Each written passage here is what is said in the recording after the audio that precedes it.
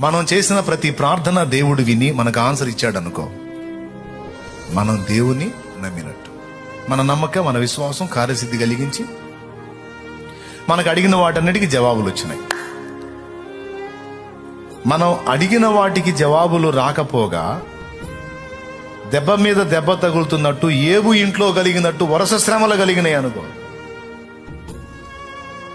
దాని అర్థం ఏంటో తెలుసా? నువ్వు దేవుణ్ణి నమ్మలేదని కాదు, నువ్వు నమ్మావు. అయినా శ్రమలు వస్తున్నాయి, అయినా ఇబ్బందులు వస్తున్నాయి, అయినా దెబ్బ మీద దెబ్బ తగులుతుంది.